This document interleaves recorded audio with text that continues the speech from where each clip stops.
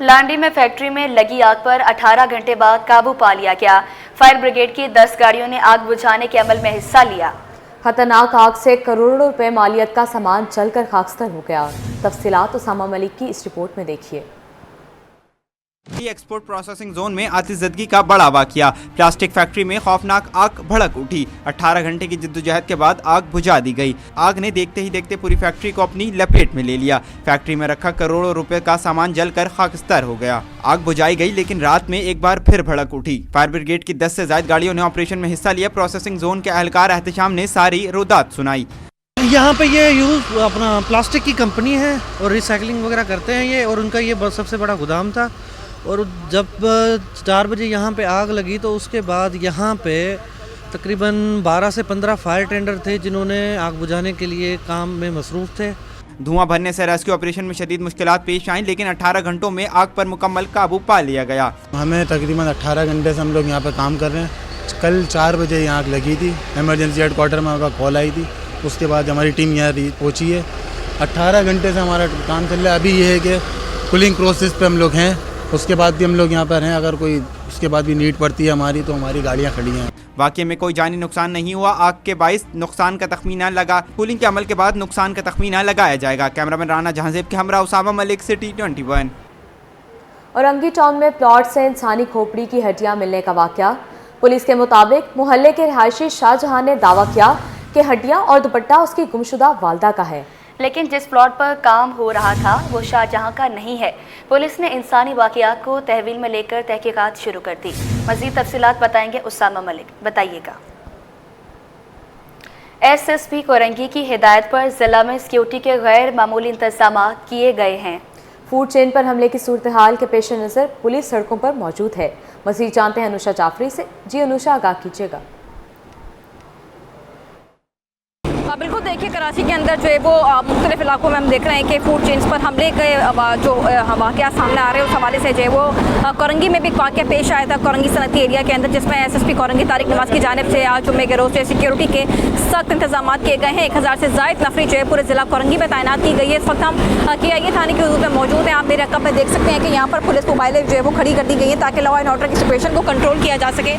कुछ पुलिस एहलकार भी हमारे साथ मौजूद हैं। अभी इनसे ज़रा हम बात करते हैं कि किस तरीके से यहाँ पर जो है वो लॉ एंड ऑर्डर को देखने। बताइएगा कब से आप लोग खड़े हैं और किसके अहकामात के ऊपर एसएसपी साहब के सख्त अहकामात? एसएसपी साहब के हुक्म से खड़े हैं। तो उससे 2 दिन हो गए हैं। मैं कल भी यहाँ सारा दिन मोबाइल खड़ी हुई थी, रात को भी खड़ी हुई जी, और आज भी सारा दिन खड़ी रहेगी मोबाइल। पूरे ज़िले के SHOs हैं कोरंगी KIA थाने के, ज़मान टाउन थाने के भी जो है वो यहाँ पर विजिट करके जा रहे हैं। और जो इलाके जहाँ पर जो लॉ एंड ऑर्डर सिचुएशन ख़राब हो सकती है वहाँ पर जो पुलिस मोबाइल खड़ी हुई है। हम देख रहे हैं कि ज़िला कोरंगी के अंदर जो है वो कोई भी लॉ एंड ऑर्डर की सिचुएशन ख़राब ना हो, कि हंगामा राय की सूरत पैदा ना हो। उस हवाले से जो है वो तमाम ज़िले की नफरी जो है वो अलर्ट खड़ी की हुई है, क्योंकि आज जो है वो मुख्तलिफ मकामात पर जो है वो रैलियाँ भी जो है वो निकाली जाएंगी। इस हवाले से कोई भी सूरत ख़राब हो सकती है, इसके पेश नज़र जो है वो पुलिस जो है वो तैनात खड़ी हुई है कि SSP कोरंगी कहना पुरअमन रैलियाँ निकालें, लेकिन सूरत हाल या कानून को अपने हाथ में लेने की कोशिश हर किस ना करें। जी, बुलेटिन में आगे बढ़ें और आपको बताएं, कराची से अंदरूनी मुल्क जाने और दूसरे शहरों से आने वाली ट्रेनों का शेड्यूल मामूल पर ना आ सका।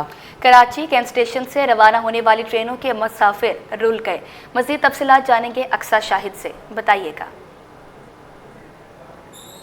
जी बिल्कुल, मैं एक बार फिर से कराची कैंट स्टेशन के प्लेटफॉर्म नंबर 1 पर मौजूद हूँ और जैसा कि ट्रेनों की रवानगी जो है वो हम देख रहे हैं कि आज भी मुतासिर है। ट्रेनों की जो आमद रफ्त का सिलसिला है वो अपने मुकर्रर वक्त पर नहीं आ पा रहा और देखा जा रहा है कि जुम्मे का रोज़ है और यहाँ पर इस वक्त आपको प्लेटफॉर्म नंबर 1 पर जो मेरा कम में खासे जो मुसाफिर हैं वो अपनी ट्रेन के इंतज़ार में नज़र आ रहे होंगे। जबकि अगर हम बात करें दूसरे प्लेटफॉर्म्स की तो वहाँ पर भी जो मुसाफिर हैं वो इंतज़ार करते हुए नज़र आ रहे हैं। इस वक्त ये कराकरम के जो मुसाफिर यहाँ पर बैठे हुए हैं, जबकि जो कराची से लाहौर जाने वाली कराकरम एक्सप्रेस है उसमें भी जो है वो आज 3.5 घंटे की ताख़ीर देखी जा रही। कराकरम एक्सप्रेस 3 बजे के बजाय शाम 6:30 बजे कराची कैंट स्टेशन से रवाना होगी। इसी तरह लाहौर जाने वाली पाक बस एक्सप्रेस जिसकी टाइमिंग 4:30 बजे है वो भी रात 8 बजे रवाना होगी। सखर जाने वाली सखर एक्सप्रेस 11 के बजाय रात 12 बजे जो है वो रवाना होगी। इसी तरह खैबर मिल एक्सप्रेस जो है वो रात 10:15 के बजाय रात 12:30 बजे कराची कैंट स्टेशन से रवाना होगी। और इसी के साथ मिल्लत एक्सप्रेस जिसकी टाइमिंग शाम 5 बजे की है फैसलाबाद जाने वाली, उसकी भी जो है वो रात 1 बजे जो है वो ताख़ीर देखी जा रही है। तो आज भी ट्रेनों में जो है वो कम से कम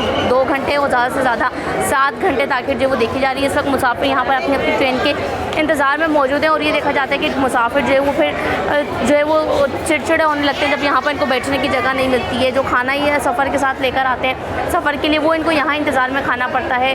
तो मुसाफिर यहाँ पर मौजूद हैं और जैसा कि आप देख रहे हैं कि जैसे सब मिल्लत एक्सप्रेस के मुसाफिर भी 5 बजे यहाँ पर आएंगे तो रश जो है वो बढ़ता हुआ देखा जाएगा।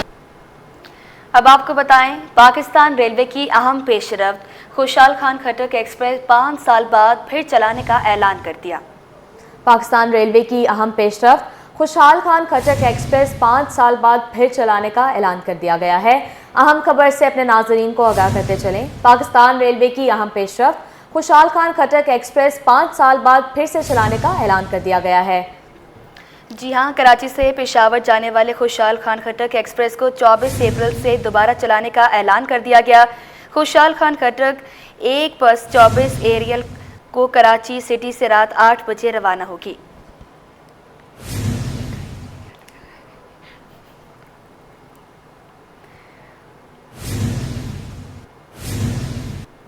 अमेरिका चीन तजारती जंग के असरात पाकिस्तान स्टॉक मार्केट में भी नजर आए। ताहम कुछ सेक्टर्स की कंपनियों की पुरकशिश शेयर्स के बाइस हिस्सा बाजार में रिकवरी का अमल देखा गया। मज़ीद तफसीलात बताएंगे वसीम इफ्तिखार, बताइएगा। जी पूरे कारोबारी हफ्ते के आखिरी रोज़ हमने स्टॉक मार्केट में जो सूरत देखी तो दबाव देखा गया मुख्तलिफ सेक्टर्स में और बिलखुसूस मुख्तलिफ सेक्टर्स में जो सरमायाकार हैं उन्होंने शेयर्स की फ़रोख्त को तरजीह दी, लेकिन कुछ सेक्टर ऐसे थे जिसमें जो है वो पॉजिटिव इम्पैक्ट भी देखने में आया और शेयर्स में तेज़ी देखने में आई। स्टॉक मार्केट में आज मजमूई सूरत के हवाले से जानते हैं, हमारे साथ मौजूद हैं जिब्रान सरफराज जो कि हमारे स्टॉक मार्केट हैं। जिब्रान, क्या सूरत रही है आज पूरे दिन, पहले सेशन में भी और दूसरे सेशन में भी? देखिए, पहला सेशन तो थोड़ा मंदी का शिकार हुआ। जिस तरह आप देखा कि टैरिफ जिस तरह रेट बढ़े हैं 20% मजीद इजाफा किया गया है। 145% जो है चाइना का जो टैरिफ है इसके हिसाब से पूरी दुनिया में इफेक्ट आया और पाकिस्तान स्टॉक ने भी इसको जो है इसमें देखा गया।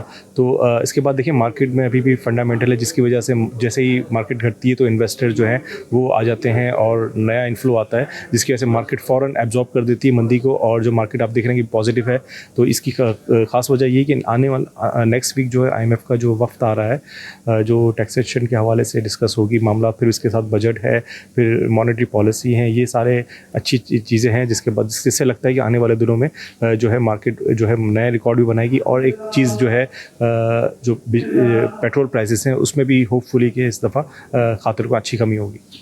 जी बिल्कुल, स्टॉक मार्केट में आज जो सूरत बताई गई वो ये कि स्टॉक मार्केट में पहले जो सेशन था उसमें तो किसी हद तक जो है वो मंदी और मनफी रुझान रहा, लेकिन दूसरे सेशन में किसी हद तक जो रिकवरी देखी गई और जिब्रान सरफराज ने इस उम्मीद का इज़हार किया है कि जो अगले हफ्ते में किसी हद तक मार्केट जो है वो पॉजिटिव होगी। उसकी बुनियादी वजह यह है कि एक तो पेट्रोल मसनूआत की कीमतें हैं उसका इम्पैक्ट किसी हद तक आ सकता है, दूसरी जाने फिर मॉनेटरी पॉलिसी के हवाले से भी कुछ अच्छी खबरें आ सकती है। तो जो सरमायाकार हैं जो ट्रेडर्स हैं उनकी जानिब से आने वाले दिनों में स्टॉक मार्केट में एक बार फिर मुस्बत जो सरगर्मियाँ हैं उसका जो है वो इम्कान ज़ाहिर किया जा रहा है। जी, रिटेलर्स की मनमानियों के आगे इंतजामिया बेबस हो गई।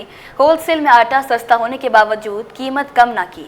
रिटेलर्स एसोसिएशन के जनरल सेक्रेटरी फरीद कुरैशी कहते हैं कीमत में कमी का असर फौरी तौर पर रिटेल सतह पर नजर नहीं आता, बल्कि इसमें तकरीबन 1 हफ्ता लग जाता है। काबिश मेमन की ये रिपोर्ट देखिए। रिटेलर्स की मनमानियों ने अवाम को चकरा कर रख दिया। होलसेल मार्केट में रिलीफ मिलने के बावजूद रिटेल में आटा सस्ता न हुआ। रिटेलर्स एसोसिएशन के जनरल सेक्रेटरी फरीद कुरैशी कहते हैं कि आटे की कीमत में कमी का असर फौरी तौर पर रिटेल सतह पर जाहिर नहीं होता, बल्कि पुराना स्टॉक खत्म होने के बाद ही सस्ता आटा दुकानों पर दस्तयाब होता है। इसलिए सार्फिन को कीमतों में कमी का फायदा थोड़े वक्फे से मिलता है। अभी फ्लोर बिल में और होलसेल के रेट में 20-20 रुपए का फ़र्क है बोरी पर। तो जब वो जिस रेट आएगा दोनों का बराबर, तो लाजमी बात है कि वो रेट रिटेल में कम से कम 1 हफ्ते के बाद, जैसे अगर मंडे को एक रेट खुलता है तो वो अगली मंडे तक पूरे में सर्कुलेशन पूरे शहर में होती है और उसके बाद वो रेट फिक्स और एक रेट से बेचना शुरू कर देते हैं। फरीद कुरैशी बोले कि इस वक्त अंदरूनी सिंध में गंदम 50 और कराची में 60 रुपए फी किलो हिसाब से दस्तयाब है, जबकि नई फसल की आमद से आइंदा 2 माह तक कीमतों के मुस्तहकम रहने की उम्मीद है। पंजाब में अगर नवाब शाह में मालूम करें तो 50 रुपए गंदम के रेट है, अब यहाँ पर 60 रुपये गंदम का रेट है, तो लाजिम बात है वो ट्रांसपोर्टेशन खर्च है, वो अपना प्रॉफिट है, तो लेते हैं। 3 जगह वो सेल होता है, तो इस तरह ये इन सब चीज़ों को देखते हुए रिटेल में कम से कम 1 हफ्ते में तमाम मार्केट सेट होती है। दूसरी जानिब होलसेल मार्केट में आटे की कीमत में वाज़ेह कमी देखी गई है। 2.5 नंबर आटा 14 और फाइन आटा 10 रुपए फी किलो सस्ता हो चुका है। कैमरामैन शाहजेब के साथ काविश मेमन, सिटी 21। शहर कायद में सड़कों की टूट फूट बरकरार। शहर की बेशतर शाहराएं आज भी मुरम्मत के मुंतज़िर हैं। रनछोड़ लाइन गुजराबाद में सड़कों में गड़े पड़ गए। शहरी कहते हैं इंतजामिया ने सड़क अधूरी छोड़ दी। तवाहाल सड़क से गुजरना शहरियों के लिए इम्तिहान बन गया। मज़ीद तफसीलात जानेंगे रिमशा इस्माइल से। जी रिमशा, आगाह कीजिएगा। जी बिल्कुल, इस वक्त मैं मौजूद हूँ रनछोड़ लाइन गजराबाद में और यहाँ की सड़कें जो हैं इस वक्त खस्ता हाली का शिकार हैं। इस वक्त अपने कैमरामैन से कहूँगी कि दिखाएं किस कदर जो है इस वक्त यहाँ पर सड़कें जो हैं वो खस्ता हाली का शिकार हैं। जगह जगह जो है वो गड्ढे मौजूद हैं, जिससे ना सिर्फ यहाँ पर आने वाली एम्बुलेंसेस को और शहरियों को मुश्किलात का सामना करना पड़ता है, बल्कि यहाँ पर ट्रैफिक हादसा भी होते हैं। इस वक्त यहाँ पर हमारे साथ शहरी मौजूद हैं, उनसे बात करेंगे। सर, मुझे ये बताएं, कब से ये सड़क खस्ता हाली का शिकार है? इससे क्या आपको मुश्किलात और परेशानी होती है? और कभी इंतजामिया ने इस तरफ क्या आई नहीं है? क्या सड़क की तामीर नहीं हो रही? क्या वजह है? ये सड़क जो है, ये अलसफा स्ट्रीट वाला, ये बहुत सालों से रोड ख़राब था, तो उसी पे किसी ने तवज्जो नहीं दी, कुछ बहुत ज़्यादा अरसे से। अभी जो नए चेयरमैन आए हैं उन लोगों ने ये रोड बनवाया है, बहुत सालों के बाद बनाई ये रोड। इसकी बहुत ज़्यादा ही खस्ता हाली थी दोनों तरफ से। मेन रोड पे गटर का पानी था, गटर के ढकने वगैरह टूटे हुए थे, और अफसोस की बात यह है दोनों तरफ डॉक्टर कले नहीं गए। लोग यहाँ शिफा के लिए आते हैं और उल्टा वो जरासीम अपने साथ लेके जाते हैं। आधी सड़क जो है वो बना दी है और आधा जो है वो रहता है, तो इंतज़ामिया को चाहिए कि यहाँ पर आएँ और एक्शन लें, क्योंकि यहाँ पर फिर हादसा भी होते हैं। उन्होंने जैसे कि बताया कि यहाँ पर क्लिनिक्स भी हैं, यहाँ पर मरीज़ भी आते हैं, तो उनको भी मुश्किलात का सामना करना पड़ता है। लिहाजा जो है यहाँ पर आएँ और सड़क की तामीर और मरम्मत कराएँ। जी। कराची प्रेस क्लब से मुत्तसिल इमारत सिडको सेंटर की बेसमेंट में सीवरेज का पानी ताहाल जमा। 1 हफ्ता गुजर जाने के बावजूद मसला हल न किया जा सका। इमारत के रिहायशियों और दफातर जाने वालों को मुश्किलात का सामना है। मकीन कहते हैं कि मुतल्लिका इदारों को मुतअद्दिद बार दरख्वास्त दे चुके हैं, लेकिन मसला हल ना किया जा सका। मोहम्मद खुर्शीद रहमानी की ये रिपोर्ट देखिए। शहर कायद में सेवरेज के बढ़ते मसाइल। कराची प्रेस क्लब से मुत्तसिल इमारत सिडको सेंटर की बेसमेंट में भी सेवरेज का पानी भर गया। 1 हफ्ता गुजर जाने के बावजूद रिहायशियों की गंदे पानी से जान ना छूट सकी। मकीन कहते हैं मुताल्लिका इदारों को मुतअद्दिद बार दरख्वास्त दे चुके हैं, लेकिन मसले का हल नहीं निकल सका। जी, ये तकरीबन 1 हफ़्ता हो गया है। जो मेन सेवरेज लाइन है बाहर की सरवर शहीद रोड की, वो ब्लॉक है। उसके लिए जो बिल्डिंग मैनेजमेंट है उन्होंने एप्लीकेशंस दी हैं, सीवा को भी जाके, KWC को भी जाके, जो वाटर बोर्ड है, दोनों कंटोनमेंट बोर्ड को भी एप्लीकेशन दिया कि वो लाइनों को खोल दें, लेकिन कोई सुनने वाला नहीं है। अब सूरत हाल ये है कि ये पानी बेसमेंट में भर भर के जो फ्रेश वाटर सप्लाई है ये उसके साथ उसमें भी ये इंक्लूड हो गया, और घरों में जो पानी आ रहा है वो बदबूदार और सेवरेज का पानी आ रहा है। ये जो बेसमेंट में नीचे पानी भरा हुआ है, आज जैसे 2 से 3 दिन हो गए हैं, हमें वज़ू करने में, मुंह धोने में परेशानी है। किचन के ज़्यादा इश्यूज़ हैं, ऊपर रेजिडेंस है हम लोग यहाँ के, और आज फ्राइडे का दिन है, तो जो है आज गुस्ल कर सकते हैं, नमाज के लिए बहुत डिस्टर्ब हो गए। अच्छा, मुताल्लिका इदारों से गुजारिश है कि इसको जल्द से जल्द जो है ना इसको ठीक करवाया जाए। रिहायशियों का मजीद कहना है कि बेसमेंट का गंदा पानी वाटर बोर्ड की लाइनों में मिल चुका है, जबकि गंदगी के बाइस मच्छरों की बहुतात भी हो रही है। रिहायशियों ने मुताल्लिका इदारों से सेवरेज का मसला फौरी हल कराने की अपील कर दी। कैमरामैन ताबिश के साथ खुर्शीद रहमानी, सिटी 21। मेयर कराची मुर्तज़ा वहाब ने मंगोपीर रोड के दूसरे ट्रैक की तामीर का ऐलान कर दिया। इस फैसले को गेम चेंजर समझा जा रहा है। टाउन चेयरमैन कहते हैं कि मंगोपीर रोड का दूसरा ट्रैक 2 मराहिल में मुकम्मल होगा। रिजवान अहमद की रिपोर्ट देखें। कराची का मंगोपीर रोड के दूसरे ट्रैक की तामीर का ऐलान। चेयरमैन मंगोपीर टाउन ने पीपल्स पार्टी की जानिब से आवाम को तोहफा करार दे दिया। मंगोपीर रोड का शुमार शहर की बैनुल सूबाई शाहराहों में होता है, जिससे एशिया की सबसे बड़ी मार्बल इंडस्ट्री, हमदर्द यूनिवर्सिटी और दर्जनों रिहायशी आबादियां जुड़ी हुई हैं। वफाकी हुकूमत ने 8 बरस में इस सड़क का एक ट्रैक बनाया जो नाकाफी होने के बाइस जानलेवा हादसात और ट्रैफिक जाम का सबब था। चेयरमैन मंगोपीर टाउन हाजी नवाज बरोही बोले, मुर्तदा वहाब की जानिब से मंगोपीर रोड का दूसरा ट्रैक तामीर करने के ऐलान का खैर मकदम करते हैं। हम सब मिलके जो है कल हमने मेयर को रिक्वेस्ट की है और मेयर साहब ने यकीन दहानी कराया है कि फ़ेज़ 1 में जो है चुंगी से लेकर नया नाज़ाबाद तक की जो 3 किलोमीटर का जो रोड है वो फ़ेज़ 1 में हमें बना के देंगे। बाकी फिर वहाँ से नया नाज़ाबाद से बनारस तक जो है फ़ेज़ 2 में हम कोशिश करेंगे कि इस रोड को बनवाएंगे। ग्रीन ग्रेसेंट ट्रस्ट के खालिद खान बोले, मंसूबा गेम चेंजर साबित होगा। टाउन काउंसलर जावेद बरोही ने कहा कि मंगोपीर रोड की तामीर से पूरे शहर को फायदा होगा। चुंगी से लेकर और नए नाज़माबाद तक ये सिंगल ट्रैक था जिस पर स्कूल के जाने वाले बच्चे और गाड़ियाँ और ख़ास तौर पर जो स्टूडेंट्स हमदर्द यूनिवर्सिटी जाते थे तो इस तरह आए रोज़ मुख्तलिफ हादसात रोनुमा हो रहे थे। कल कराची मेयर के पास गए थे और उन इस रोड के हवाले से तो उन्होंने बिल्कुल यकीनदानी कराया कि बहुत जल्द से जल्द चुंगी से लेकर न्यू नाज़माबाद तक इस रोड को बनाएंगे और इसका क्रेडिट मंगोपीर टाउन के चेयरमैन को जाता है। मंगोपीर रोड के दूसरे ट्रैक की तामीर से न सिर्फ कराची के सनती इलाकों बल्कि बलूचिस्तान के ताजिरों को फायदा और आवाम को महफूज सफर मुयसर आ सकेगा। कैमरामैन अजलान छिपा के साथ रिजवान अहमद, सिटी 21। सरकारी कॉलेजेस में प्रैक्टिकल के आलात की दस्तयाबी से मुतालिक तमाम रीजनल डायरेक्टर कॉलेजेस को खत महकमा कॉलेज एजुकेशन ने तफसीलात मांग ली। 7 रोज़ के अंदर प्रैक्टिकल के आलात की दस्तयाबी से मुतालिक मालूमात जमा कराने की हिदायत कर दी। इस हवाले से मज़ीद तफसीलात जानते हैं सैयद ज़ुबैर राशिद से। जी ज़ुबैर, आगाह कीजिएगा। जी बिल्कुल, देखें सिंध के सरकारी कॉलेजेस में प्रैक्टिकल के आलात कितने मौजूद हैं और कितनी ज़रूरत है, इससे मुतल्लिक जो है महकमा कॉलेज एजुकेशन जो है वो मुतहरिक हो चुका है। Director general colleges Sindh professor Rab Naveed Siddiqui की जानिब से तमाम तर रीजनल डायरेक्टर कॉलेजेस को एक ख़त लिखा गया है जिसमें ये दरख्वास्त की गई है कि तमाम तर सिंध के सरकारी कॉलेजेस चाहे वो मॉर्निंग हो या इवनिंग की शिफ्टें हों, उनके प्रिंसिपल्स को मुखातिब करके कहा गया है कि कॉलेज में जो प्रैक्टिकल के आलात से मुतल्लिक जो है फिलफौर जो है आरडी को मुतल्ला किया जाए, उनको बताया जाए कि कितने आलात इस वक्त प्रैक्टिकल के कॉलेज में मौजूद हों और कितने आलात की प्रैक्टिकल के लिए ज़रूरत है। प्रोफेसर रब नवेद सिद्दीकी इस वक्त हमारे साथ मौजूद हैं, इनसे आपकी बात कराते हैं। एक्चुअली ऐसा है यकीनन कि हमारे प्रैक्टिकल के आलात यकीनन लैब्स में मौजूद हैं, ऐसी बात नहीं है कि नहीं है, लेकिन बात दरअसल ये कि अब कोर्स चूँकि तब्दील हो चुका है और नए प्रैक्टिकल्स को शामिल किया गया है, तो इस सिलसिले में हमने इंफॉर्मेशन कॉलेजेस से ली है कि जिन कॉलेजेस के अंदर रिक्वायर्ड लैब इक्विपमेंट्स मौजूद हैं या नहीं हैं,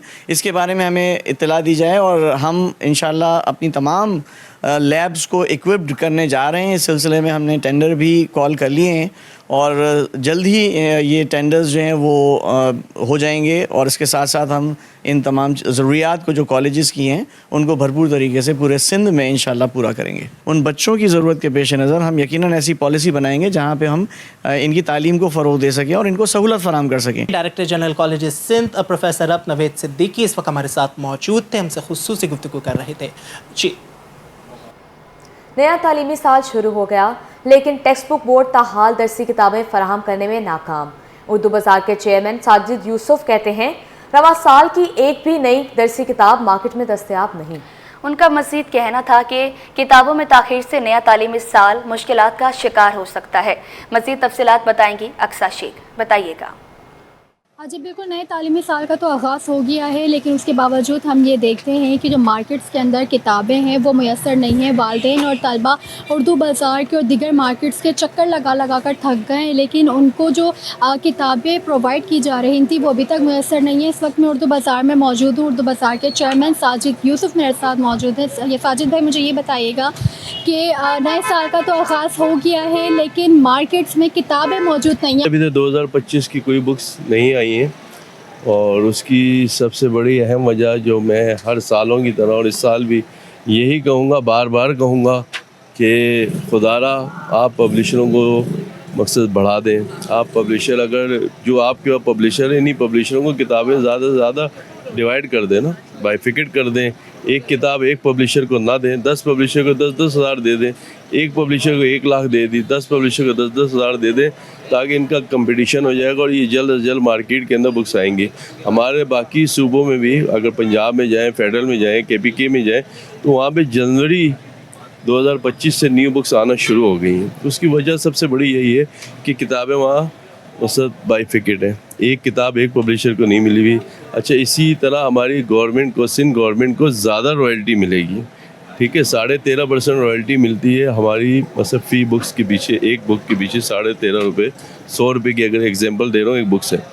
तो उसकी वजह से क्या होगा, इनको रॉयल्टी भी ज़्यादा, पब्लिशर ज़्यादा मिलेंगी और इनकी किताब मार्केट में सबसे ज़्यादा सेल होगी।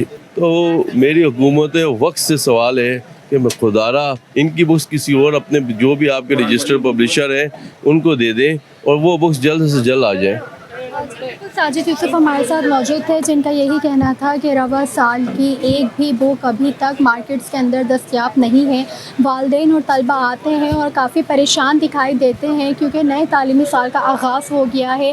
बच्चे स्कूल जाते हैं, क्लासेस में जाते हैं तो पढ़ने के लिए किताबें भी चाहिए, लेकिन अफसोस की बात यह है कि इतना टाइम गुजरने के बावजूद अभी तक मार्केट के अंदर एक भी बुक मौजूद नहीं है। जी।